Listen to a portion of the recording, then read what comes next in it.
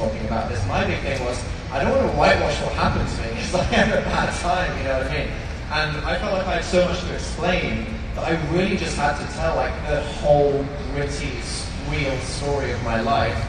But I was worried, like, I don't want to scare anyone off because, you know, like the moment you come out, your life instantly becomes a million times better. But at the same time, I didn't want to lie and say that it's all going to be fine because if anyone out there goes through something similar, I don't want them to feel, oh, well, things didn't go perfectly for me. It's like, no, everyone's life is a mess. Literally everybody's life is a mess. It's not just you, it's fine. Was that a good message? We're all equally a mess? I don't know. Hey guys, it's relatable. I don't know about equally. I'm sure we have some aspiring creators in the audience. So what advice would you give to creators in the audience or out there when starting a channel and wanting to grow their audience and make content? How do you balance your mental health starting out to do that, especially in the YouTube age today and maybe not when you started? I don't know, I just would say like don't establish like a level you have to be at or like think that you're only a legitimate career because you have so many followers or something. YouTube does this thing where they really like to hang the analytics in front of your face a lot. Like you go on your dashboard, it's like your last video did 29,000% less than this video because this video, it's like the analytics just kind of get a little crazy. You don't want to like get too into that. So, I mean, do it if you enjoy it, and it starts to work out. You start to grow an audience from it, and find the happiness in that, and find it as like an outlet to, you know, be creative and you know, communicate if that is something that you need, or if it is just fun for you, if you feel like you want to make videos because you want to make videos, and go ahead and do that. But I think don't set like a standard for yourself before you even start, because it's just going to crush you. I was gonna, because I think a huge thing is like consistency when starting a channel and growing your audience is consistency. Consistency helps, right? But I honestly think you should like it's gonna be trial and error to find the pace that works for you, because I feel like you don't have to upload every week. There's gonna be a pace that will work that will help you grow an audience, but can also prioritize your mental health. And so I feel like, you know, it's just going to be figuring that out and trying out what works best for you, and, you know, seeing what your limit is. And then, obviously, like, I don't know, for all of us, it took us a while to figure out what our boundaries are. And so I think there's going to be a bit of like, a trial and error, but just finding out what your boundaries are is perfect. I guess I would say focus on the creation, not the distribution. Nice. Put that on the mug. Yeah, I think like at the end of the day, the priority is just do what you want to do because you love it. Don't feel like you're forced to do something because you're feeling under pressure or you want to do what other people want to do. Like if you're a creative person, make what you want to make. Make it when you want to make it, how you want to make it. Because if you compromise anything to try and achieve something, you know, lots of YouTubers, they work and they finally make it and they're like, mental breakdown. So it's like, it's up to you, you know, and this is just in life generally, we all choose how hard we work, what we sacrifice to do that, and then at what point you just need to take a break and look after yourself and do what's right for you. So just, I'd say always do something because you love it, and then just always just remind yourself of where you're at and try not to work yourself into a corner. I would say make sure that it's actually something you want to do. Because I know that you've all probably seen the poll of the studies that says the #1 job that kids are saying in school is that they want to be a YouTuber. But what I also see a lot of is when they say, well, what do you want to do on YouTube? Well, I should say, I don't know. So it looks like what a lot of people are looking for right now is actually fame and attention, as opposed to the career that is a YouTuber, which is constant public scrutiny. Sorry, I'm going to go harsh reality of it. Constant public scrutiny, working 24-hour days, not taking a break, and kind of giving up a lot about their life opportunities to be a YouTuber. Because, like, for me, if I tried to get a real job, I couldn't. I've been technically unemployed for like 7 years. Like, I can't get a job. So really ask yourself, is this something I want to do? Do I have something that I actually want to contribute, or is this just me looking for an audience? Because unfortunately, we live in a society in 2019, and it's probably not going anywhere, where we all desperately want to be seen. And we're told that you are quantified, your value as a person, by the number of Instagram likes you get. And that is not true. So if you're only doing it because you think that getting more likes is going to make you more popular at school, if you're doing it because you think that it's going to make you a better person, if you think that your worth is identified by what you're doing on YouTube, I would say don't do it. Do it because you have something you want to create, because you have a message you want to share, and because you believe that you can contribute to the world. Don't do it for family money because it will destroy you.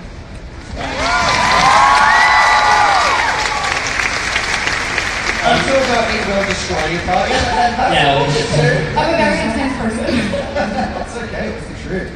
I mean, on top of what you said, like, the likes on Instagram are not going to make you cooler at school. Like, I was on YouTube actively making videos in high school and throughout parts of middle school, and, like, it did not make me cooler at all. It made me much less cooler. So, if that's anything to take away from it. It's just sad because in school, I don't think any of us can, well, you probably can. How old are you, Mikey? Oh, you can too. You and I, we probably don't relate because in college and high school, we didn't have like social media like that. So you guys are walking down the halls of school and it's like, oh my god, did you know Elle only has like 20 followers on Instagram? And I can't even imagine that because everything we did was subjective. So it was like, oh, you're ugly, you're stupid, you're fat, you're whatever. And now it's like, I'm 30,000 more followers better than you. And I just can't even imagine what you kids are going through, and it kills me. But if you're hanging around people that only care about that stuff anyway, get out. It's not worth it. Like, I've been in different situations. I've been in YouTube for years where I'm hanging out with people who have a ton of followers, and now the people I hang out with aren't even on social media, and I feel more loved and fulfilled. And I'm not bashing people on YouTube or social media, but the people who make me feel the most loved, and now that I'm the happiest I've ever been, are people who don't care. And you shouldn't be around people that care about that stuff. So just be yourself and try to separate yourself as a performer. I think Bo Burnham said something about that, right? I feel like you know that, where it says that you're performing all the time and you don't have to perform. Like, you can just be a human. Just exist, like, don't tie your self-worth to social media. It's a big thing. And like that, this is just the thing as creators and performers or celebrities. Literally everyone in this room has a Twitter or an Instagram or a YouTube channel or Facebook or something. And just what social media does to us, it's just, insane the amount that it affects our mental health. And I'd be quite interested actually to know like what social media platform you think stresses you out the most. Because this is something Instagram, right? For you. Okay, who here would say Instagram is the thing that when they check it, it stresses them out most? Okay. What about Twitter? Anyone? Yeah, Twitter. I love Twitter. Tumblr? Anybody? Oh, the discourse. Yeah. Facebook. Hang on, get out. Just kidding. But no, it's so interesting, like, because Instagram has the whole aspect of look at all these beautiful, perfect people with their perfect lives, and they're doing such fun things, and they look so great. Twitter is everybody being so angry and political, they're so clever, they're so, like, when I go onto Twitter, because of what I do and what I like, I only follow people that are like politicians or comedians, so I go on and it's, the world is on fire, also I'm smarter and funnier than you, so it's, I think it's very tiring, and you just have to learn when to... What about YouTube? Right? No. Is YouTube terrible? Oh, well, yeah. People. Are you guys, like, how many of you in this audience are, like, creators who want to be YouTubers? And how many of you are just, see, that's what when you're asking that question, it, like, gave me chills because I freak out about Instagram and Twitter because it's my job. Yeah. I don't know why the fuck you guys are freaking out about Instagram and Twitter that is upsetting. It's just that constant comparison, isn't it? Yeah. It's just having everybody's, because it's curating this image of perfection. That's why, like, I enjoy the kind of voice of my creativity. Like, my whole comedy is just, here's every flaw that I have, that's the joke. Because I think it's so important to, and this is just a conversation about mental health. It's don't pretend everything's perfect all the time. If you talk about your vulnerabilities, people will actually like it because it's so refreshing for someone else to just say, I'm having a bad day, this is stressing me out, this is making me anxious, because the other person will go, oh my god, me too, I thought I was the only one, and it's like, no, we're all a mess. Well, I'm probably the oldest person on this panel. I'm 32. I grew up before social media. Thank you for the love that. There's also the idea that you don't have to share yourself online to prove that you exist. I'm so grateful that there was no social media my entire adolescence. I'm so happy that party invites to friends' houses never had likes and you could never see who was invited and who wasn't. I'm so, so grateful for that. And so the idea that you don't get to live your life without sharing your life experience is truly toxic. And historically, if you look at art, art reflects the mood, attitude, energy of the society at the time. So if we, as people that are creating the new wave of art in our generation, are having nervous breakdowns from executing it, do not follow those steps. Why do that? If you don't need to value your worth by the numbers. And no matter how many times we drive that home, we as a society are all starting to value our worth by the numbers. And I hope that bubble bursts. I really do. Yeah, absolutely. So, last question, and then we'll take questions from the audience. Have you ever been in a situation where a friend was there for you during a time when you were struggling? And what did that feel like? What did they do that really helped you through it? Can I? Please. Because okay, sorry, I talk so much. I'm so narcissistic. I'm a YouTuber. Nice to meet you. But this is important. Listen, guys, everything I say is so important. No, but this was such an important thing. I posted this on Instagram too because, like I said, I was in a really, really dark place. We all know YouTubers go dark places. But I still, at 28 years old, or 27 years old, how am I? How old are you? 28. Okay, I'm 28. Okay, I knew that. We did it. That's not weird. No, my friend Taylor, who is my best friend in the world, and she's always there for me, but this is a good example of it's really lovely to ask people all the time, are you okay? How are you feeling? And don't rely on that, because my best friend in the world didn't think to ever ask me that, and I finally said something to her sometime last year where I said, I think I want to go to like a retreat or something, and she was like, oh, I'll come. And I said, no, I think I need to like be watched. Like I don't feel safe like being alone. And because I said that to her, she was like, oh, you're not okay. And then from that moment, like she's always a great friend, but it was sort of like she would cancel plans, not knowing that it was affecting me so deeply. Because to her, it was just like, oh, I forgot, I'm playing, whatever. And then I'd be like, fuck, nobody cares about me. Because that's how I was feeling at the time. So because I opened up to her and was like super vulnerable and really let her know how deep it had gotten, she was like, you're sleeping over tonight. And then I wake up to text and she was just like, what are you doing? We're getting coffee. And she was there for me, like stuck, like glued to my side. And that is what pulled me out of my hole, is the moment that I finally said, I'm really not fucking okay. And now I'm surrounded with her and like my best friend Irene, who is like always there for me. And you just have to find those people who genuinely care about you, who you feel okay enough to say, I don't feel okay right now, and then ask them in return, because then everybody's in the safe zone and you are never alone. And I know it might feel like you're alone right now because high school sucks and people aren't the best, but again, just keep holding on to that tomorrow because it always turns around. I love that quote that...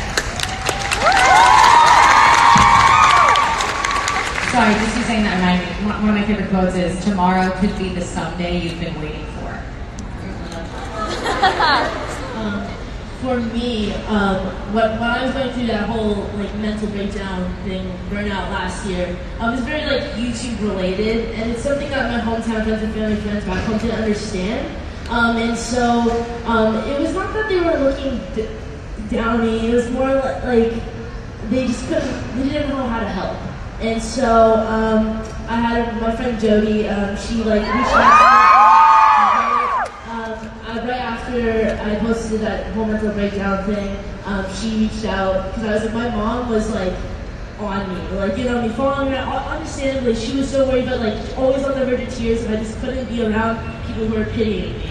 And so I flew out to London for a week as like a little retreat and hung out with her and her friends, and they're all also in the entertainment industry, and having people who understand and like are able to empathize rather than sympathize. Is that the right words? Yes, okay, good.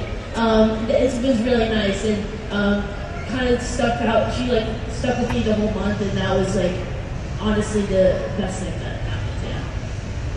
I think it's really important. I think this is really. I mean, as Kevin said and as Al said, it's like I think you need to know yourself really well, and if you can start to kind of like look at different scenarios and really just take a step back for a second and like be like, okay, like how am I really feeling? Like, have I just kind of been like going through life on, you know, autopilot? Like, look at life and be like, how has it been going for me, so that you can kind of take a moment to realize for yourself how you're doing, because you can't really always rely on someone to ask you. And if you are someone who does, you know, like to ask, like, it is great. It is great. It's a great thing to do. And, you know, all of my friends in my friend group were always checking on each other. But I really took for my friends to really like kick in and really start doing as much as they could for me to just tell them, like, guys, I have not been okay. Like, it has not been okay this last year. Like, it's been a bad year. And that's when you kind of like start to find, you know, that support. But I think it's important not to rely on that, to just start to understand yourself, be nicer to yourself, and then take notes and be like, okay, well, like, this is how it feels when I'm not doing okay, and I should probably, you know, tell someone about this, because it is important to make sure you tell someone. Yeah. Yes, yeah. There are great tools and tips and tricks if you're someone that doesn't know how to even start that conversation to communicate. Something that I found so helpful is that you can tell people how to ask you questions. So if someone says to me, how are you feeling? I'm like, fine. Fine. Yeah. But if someone says, what are you thinking about?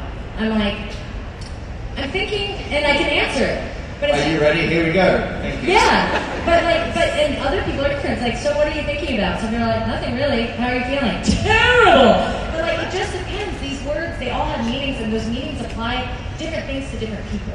And so once you know what opens up your door of communication, you can take that piece of information and give it to someone that you love and say, hey, this is what I need you to ask Fred to check in with me. Because I won't know how to tell you how I'm feeling, but I can tell you what I'm thinking about. My friends like to use, how's your heart today? And then that's a good Okay. Surrounded by cholesterol. Gaping. I also want to say as well, this being like an internet like festival thing that we're at today, like if you're an online friend of someone too, that's just as valid and you can be just as helpful, because sometimes people are like, oh, I don't know anyone at my school, you know, I can't talk to people in this certain environment, like if you're like, oh, there's no one at my church I could talk to about this, you know, there's so many environments where real life might not provide you the kind of communication you need from people. I had a friend that I spoke to on Messenger when I was a teenager, and she was like, this is when we were all like emos, so it was like, we're all totally bisexual, woo! It was a good time. But like literally just having like this one girl to talk to, I was like, I'm literally not alone in the universe, just having that person. And we don't speak anymore, we drifted off like, you know, India or whatever, but it's just that thing where at the time I couldn't understate the impact or just how important it was to me. Like none of you, not to put pressure on you, but like all the people that you're in group chats with, people who came here today, you know, those people in the K-pop DM things that you're on, it's like, you might be someone's, no pressure, not lifeline, but just that thing that makes them feel less alone, that they have someone to talk to, that they can share their feelings. So like me and this one girl, and we were like, I just added her on MySpace, we didn't even know each other or live in the same country, but it's that little bit of human contact, a little bit of empathy, someone just talking to you that can make you feel like you're not alone in a dark place. So, you know, always feel like every time you talk to someone, you are being there for someone. I think it's important too to like learn how to like ask your friends if they're okay. I feel like on the opposite side of things, really just to like, you know, like my girlfriend, like I had to ask her multiple times, what's going on? What are you thinking about? Because she needs to be asked a couple times before she's really going to get into it. But like each person has like a different way that they're going to be willing to communicate. And I think just on the opposite side, like telling someone how to ask you questions, it could be as easy as like, how do I like check on you? Like, what's like the right way to say it to you? Just like so you know. But just make sure that like both sides of communication are okay. Straight up, those conversations are easier to have when you're not in the moment. Literally, on the drive down, me and my fiance, we're driving down, and I get really like in my head for this stuff, and I'm just like silence driving to Anaheim, and she's like, you seem tense, and for me, someone declaring how I feel shuts me out. No way I'm gonna talk about that.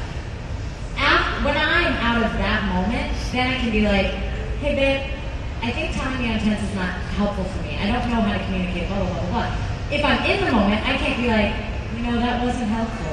It's not gonna come out like that. Like sometimes people aren't ready to talk, and then you just have to come back to them. Like you can't get offended if you say like, how are you? And they go, I don't want to talk right now. Fine then. You know, sometimes it's like, we all get in a bad mood, and like being a good friend is sometimes accepting that someone could be angry, someone could be sad, someone could act like they're not ready to be helped, but as long as you're still there for them when they're ready, I think that's important. And that was what meant so much to me, because she was like, I want to be there for you when you feel like this. And then I get to say, I don't know how to let you there. I don't know what to do. I'm barely learning how to take care of it myself, you know? But that's communication, which is the goal. Yeah, that's amazing. Check in on your friends, I think is what we're all saying too. And like, you could do it online, you could do it in person, via text.